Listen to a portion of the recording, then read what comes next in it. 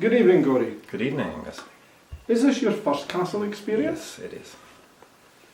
Are you glad you attended the Castle Seminar? I'm beyond words. I'm very glad, and I'm very, from the bottom of my heart, I'm very thankful to have had the chance to be here. Yes, I am, definitely.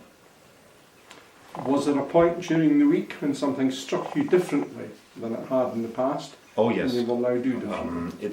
It's so many of them. I couldn't even possibly mention them all. It's like every day I had at least 10 to 20 experiences when I felt like this is such a deep insight, and it made at some points like it was very. Dan uses the word cathartic, and this is probably what it was, at least to me, because Dan has been called many things, of which many are probably not so accurate, and he was making fun of that, putting this devil's mask onto his face. So I would say that he is quite the opposite of a devil. He's like more of an modern times exorcist, because this made me feel like it was very cleansing. It was an experience that took away many of my negative emotions, and it made me feel very clean inside. And I don't want to sound too religious about it, or like people might think that I'm not at all esoteric or into that kind of stuff, but it's like it makes you feel very humble when you see somebody devoting so much time and so much heart and so much, I don't know how to put it, into guys like us. And I was asking myself many times, why would he possibly do that? I mean, why would somebody surround himself with losers like us? But he does, and it's like he would never admit it, but it's like it's a very I think from his heart he's a very gentle, very generous person, and I'd like to thank you, Dan, from my heart, and I mean it, for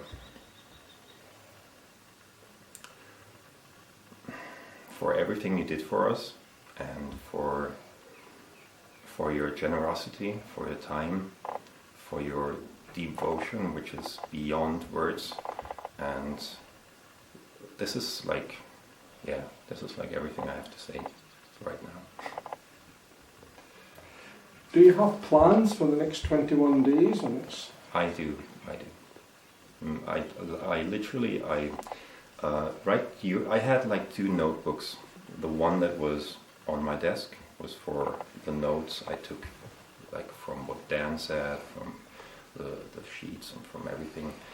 And the other notebook I bought before I came here, and this was my war plan. So I put there all the things I wanted to do when I would come back, and many of those I did whilst being here, like during the lunch break or before dinner and everything. So many of those things I already did.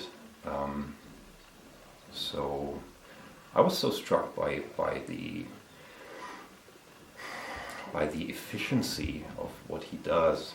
I mean, it's like I've been to hundreds of seminars, and I've never seen something like that, because it's like if you boiled everything down there is to be, like every kind of knowledge there is about business, about finance, about making deals, about building your company, and even about psychology, about self-confidence, about all these things. If you would boil that down, you couldn't do it any better than he did in those few days. It was very efficient, Excellent. Thank you. Are we still on? Yeah. Okay. I don't think we need to add anything more about what would you say to those on YouTube, because I think you've said it all. I'd like to share something because I was asked to do so. May I? Okay. You were asking me for aha moments, and one of those, like the most aha moment there was when we had to write our own obituary. So, since English is not my first language, I had to look it up, and I came up with two meanings of that word, which was A, the thing that was like announced in the newspaper, and B, the speech that was being held at your funeral. So I wrote mine, and I'd like to share it with you guys because many of the mentees asked me if I would videotape it, and since I'm here right now, I'd like to videotape it now and let you guys see it. So if you don't mind, I'm going to read it right now. Okay. It's supposed to be my own funeral, and obviously somebody else would have to read it, but right now I'm reading it, so this is my speech at my own funeral.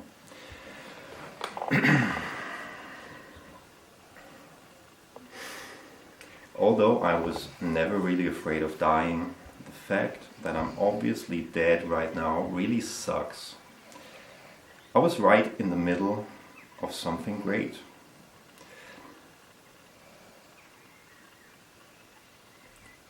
But the fact that I was just about to discover my true purpose in life gives me enough peace of mind to leave this world behind without the singlest shred of regret. To all of you left behind, please don't waste your time standing around at my funeral.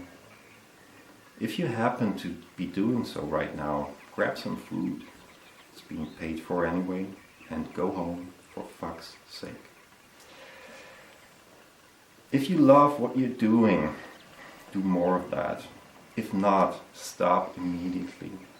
Grab a pencil and a piece of paper and start thinking about what you want to do with the rest of your lives, because mine is over.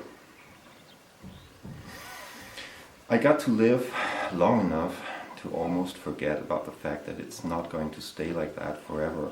Boy, was I wrong. A song only known by a few once said, "Now it's over, I'm dead, and I haven't done anything that I want, or I'm still alive and there's nothing I want to do." And although this might be true for most people, it certainly is not true for me. I happen to do just about everything that I ever wanted, and I mean everything. In retrospect, I just wished that I would have wanted more. Should there be a next time, this time I'm going to push myself into wanting as much as my mind could possibly imagine. Thank you, guys.